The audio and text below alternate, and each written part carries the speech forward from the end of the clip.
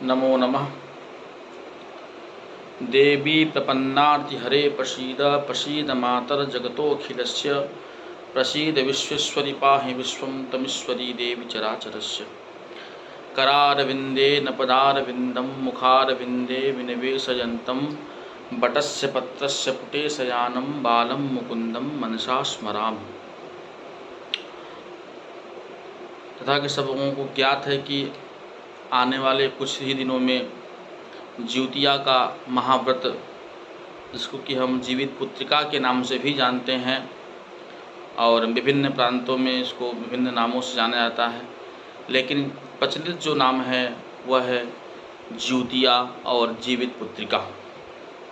तो आज हम ज्योतिया और जीवित पुत्रिका के बारे में चर्चा करेंगे और यह जीवित पुत्रिका व्रत जो है वह कब है, कब इसका व्रत है, कब पारण है, क्या महात्म्य है और कथा इसके पीछे क्या है, इसके बारे में आज हम चर्चा करेंगे।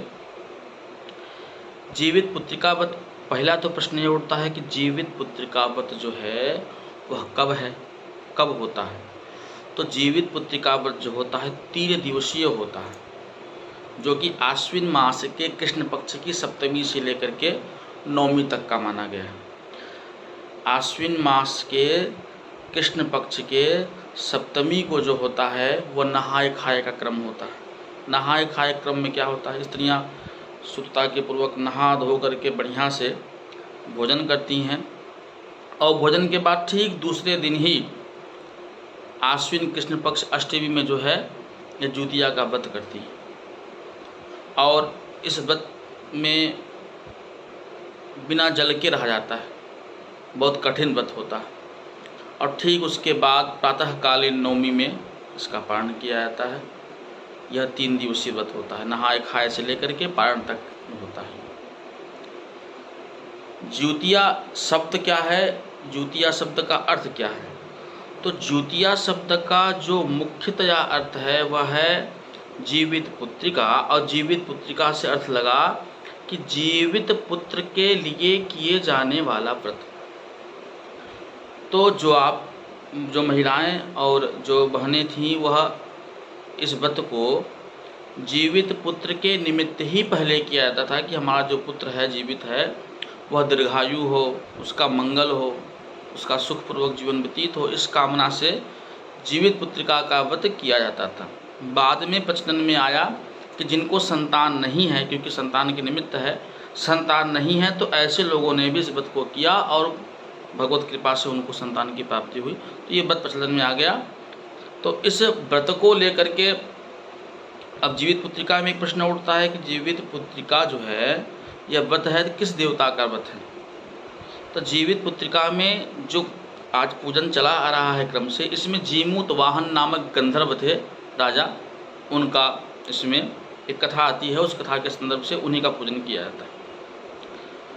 अब ज्योतिया जो है कि जो कथा है जीवित पुत्रिका का वो कहाँ कहाँ वर्णित है, तो इसकी मुख्यतया 3 कथाएं पाई जाती हैं मुख्यतया। बाकी तो गांव में जब पूजन होता है, गांव में घाट के किनारे जब होता है पूजन, तो महिलाएं बहनें जो भी हैं विभिन्न प्रकार की कथाएं सुनने को मिलती हैं, कई प्रकार की कथाएं, लेकिन मुख्यतया जो प्रचलित कथाएँ हैं वो 3 कथाएँ हैं। एक तो जो कथा है वो महाभारत काल की कथा है, और तो दूसरी जो कथा है वो है जीमूत वाहन, जिनका मैंने भी चर्चा किया आपसे, गंधर्वों के राजा थे जीमूत वाहन, उनका। और एक है एक चिल का और एक मादा लोमड़ी की कथा है, उसमें मादा सियार की कथा है उसमें। तो पहली कथा आती है कि महाभारत काल में जब कौरवों की सेना परास्त हो गई, सब लोग मारे गए, दुर्योधन भी परास्त हो गए, दुर्योधन भी मारे गए, तो अश्वत्थामा ने क्या किया कि अश्वत्थामा ने निर्णय लिया कि 5 पांडवों को हम एक साथ उनका वध कर देंगे। तो शिविर में जा कर के 5 पांडवों को वो एक साथ वध करने की योजना से जाते हैं और वध करते हैं, लेकिन भगवान के संजोगवशात वह 5 पांडव न होकर के 5 पांडवों के 5 पुत्र थे, जिनका उन्होंने निरीह तरीके से वध कर दिया, गला काट करके उनका वध कर दिया। और जब काट के वहाँ से वो चले गए तो पांडव जो थे उनको खोजते हुए उनको पहुँचे, तो अर्जुन काफ़ी लोग गुस्साए हुए थे कि तत्काल उनका वध करने के लिए भी आतुर थे। तो भगवान कृष्ण के समझाने के बाद कि एक ब्राह्मण हैं, आपके गुरु के पुत्र हैं, तो ब्राह्मण का वध नहीं किया जाता है, ब्राह्मण को इस प्रकार का दंड दिया जाए जो मृत्यु तुल्य ही दंड हो। तो अश्वत्थामा के सिर पे एक मणि थी, तो भगवान श्री कृष्ण ने कहा कि इनकी मणि को छीन करके इनको छोड़ दिया जाए। ठीक है, तो जब मणि छीना गया, अश्वत्थामा को लज्जित करके वहाँ से छोड़ दिया गया, तो बहुत उसको ग्लानि हुई, ग्लानि नहीं हुई, उसको क्रोध होता है, और उसने क्रोध के वशात जो है कि बदला लेने की भावना से उसने बदला लेने की भावना से उसके मन में यह विचार आया कि मैं पांडवों के समूल वंश का ही नाश कर दूंगा, एक भी पांडव में छोड़ूंगा नहीं, जो भी गर्भ में बच्चा हो, जो भी हो, सबको नहीं छोड़ूंगा। तो उसको ज्ञात हुआ कि अभिमन्यु की पत्नी उत्तरा के गर्भ में एक पुत्र पल रहा, एक संतान पल रही है। तो ब्रह्मास्त्र का उसने संचारण किया और ब्रह्मास्त्र से जो है उसके गर्भ को नष्ट करने के लिए ब्रह्मास्त्र का प्रहार कर दिया। भगवान को मालूम चला, भगवान पहुँचे वहाँ पे, और भगवान ने अपने पुण्यों के द्वारा गर्भ रक्षण किया उत्तरा का, और गर्भ रक्षण करने के बाद गर्भ में ही उस संतान की रक्षा की। तो जो उनका बच्चा पैदा हुआ बाद में चल के परीक्षित के नाम से जाना गया, क्योंकि परमेश्वर के द्वारा, परमात्मा के द्वारा जो रक्षित था वही परीक्षित हुए। तो क्योंकि भगवान श्री कृष्ण के द्वारा रक्षित किए गए थे, ब्रह्मास्त्र का प्रयोग उनके ऊपर किया गया था, तो उनका रक्षण किए, पैदा हुए।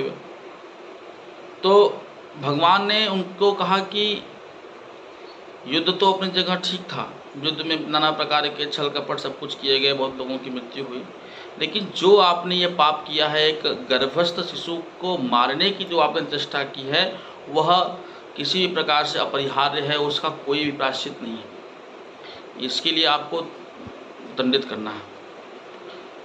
तो उस समय भगवान ने उनको वो दिया, क्या कहते हैं उसको, कि श्राप दिया कि आप इसे ही जन्मांतर तक ऐसे ही तड़पते रहेंगे, घूमते रहेंगे, ऐसे ही उनको श्राप दे दिया।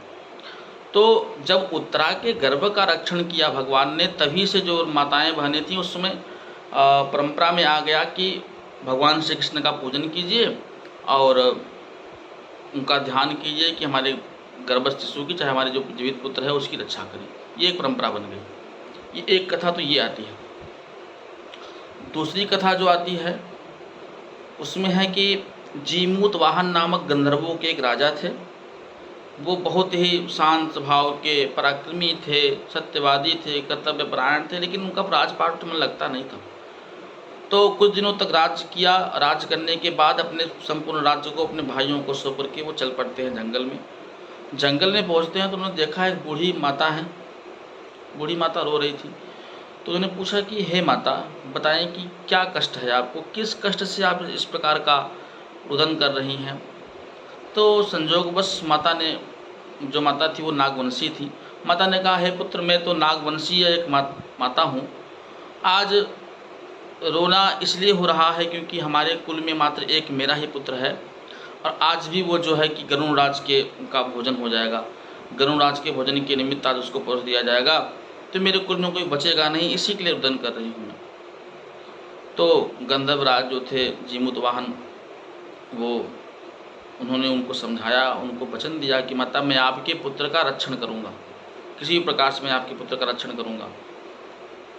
तो उनको सांत्वना दिया और बताया कि क्या क्या प्रसंग है, कैसे है। तो जब पूछा उनसे तो उनकी जो बूढ़ी माता थी बताए कि हमारे सर्पों के राजा ने गरुणराज से एक प्रकार का वो किया है, एक शर्त रखी है, मतलब कि एक साथ सर्पों को न खाने के लिए कि एक एक दिन एक एक घर से एक एक सर्प दिया जाएगा आपको सर्पों के वंश से। तो गरुणराज को एक सर्प एक बार में दिया जाता है रोज़ का। आज मेरे पुत्र की बारी है। तो राजा ने स्वयं अपने प्राण को न्यौछावर करने का सोचा कि किसी प्रकार से उनके संतान की रक्षण, क्योंकि संतान एक ही है, उनका वंश नष्ट हो जाएगा। इस प्रकार की भावना से, कर्तव्य परायण की भावना और इस प्रकार की अभूतपूर्व भावना को लेकर के वो आगे बढ़े और स्वयं को लाल कपड़े में लपेट कर टीले पे लेट गए। गरुणराज आते हैं गरुड़ जी आते हैं अपने पंजे में पकड़ के और आगे बढ़ते हैं, तो देखते हैं कि पंजे में पकड़ने के बाद भी किसी भी प्रकार का हलचल ये व्यक्ति नहीं कर रहा।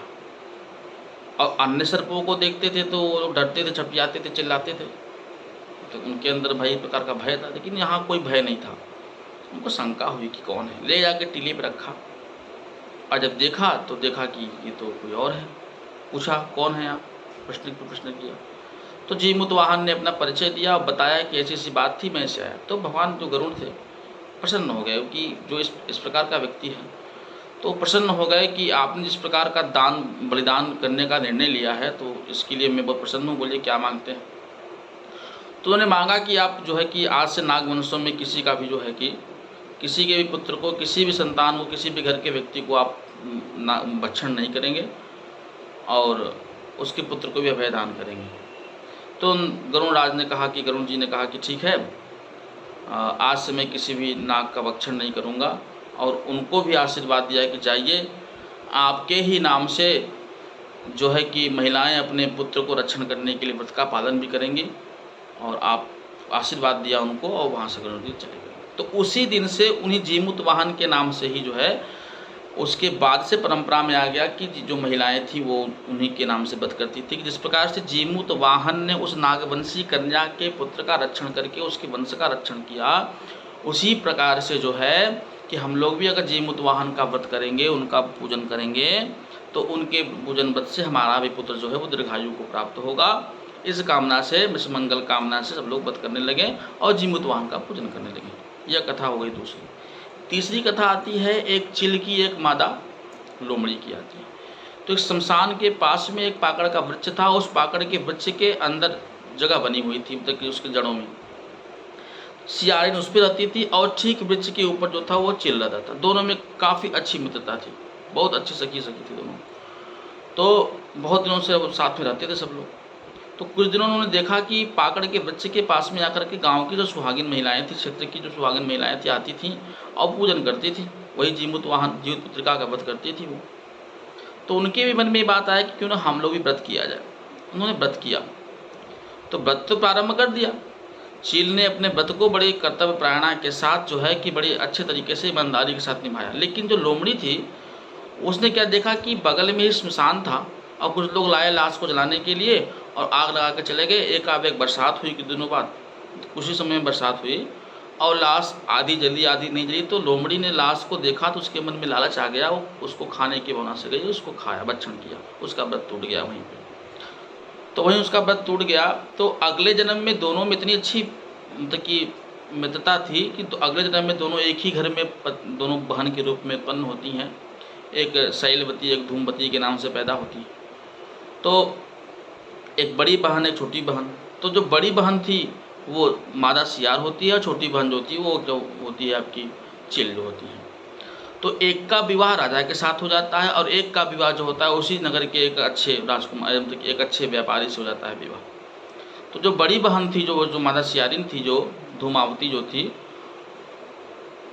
उसने उसको कोई संतान उसको नहीं हुआ। और इधर जो ये वो थी आपकी शीलवती जो थी, जो चील थी, जो शीलवती का उसने जन्म पाया था, उसने क्या किया कि उसको भगवान की कृपा से संतान हो गए, 5 संतान उसको प्राप्त हुए। तो इससे उसको हुआ चिढ़, इससे उत्पन्न हो गई कि मुझको एक संतान नहीं हुई, इसको 5 संतान हो गए। इस भावना से राजा से कह करके उसने उसके 5 पुत्रों का वध करवा दिया। तो वध करवा दिया, लेकिन बाद में जीमूत वाहन भगवान की कृपा से उसके 5 पुत्र जो थे वो जीवित हो गए, भगवान ने उनको जीवित कर दिया, उसका भी है महात्मा। तो फिर जो है कि जो उसकी बड़ी बहन थी आपकी धूमवती जो थी, उसको अपने गलती का एहसास होता है, आती है बताती है अपनी बहन को मुझसे गलती हुई। उसकी बहन ने कहा है बहन रुक जाओ, चलिए आप भी चलते हैं, हम भी चलते हैं, जीवतिया का वध करते हैं, जीवित पुत्रिका का जीमूत वाहन जी का पूजन करते हैं और भगवान आपकी भी कामना सुनेंगे। दोनों लोग जाते हैं, पूजन करते हैं, भगवान जीमूत वाहन की कृपा से उसको भी संतान की प्राप्ति होती है। ये कथा थी, तीनों कथाएं थी। इस वर्ष जो हमारा जो जीवित पुत्रिका का जो व्रत पड़ने वाला है वह 23 तारीख से नहान खान हो जाएगा, 24 से नहान खान हो जाएगा, 25 को व्रत होगा, ठीक है। और 26 की प्रातः में जो होगा उसका पारण हो जाएगा। तो इस वर्ष व्रत का यही नियम है कि 24 तारीख की रात्रि में लोग अच्छे से नहा धो के खा पी के शयन करेंगे और प्रातःकालीन से व्रत का प्रारंभ करेंगे। निर्जला व्रत, कठिन व्रत जो होता है, जो व्रत की जो नियमावली होती है उसके अनुसार करेंगे और प्रातःकालीन 26 तारीख को व्रत का पालन करेंगे। नमो नारायणाय।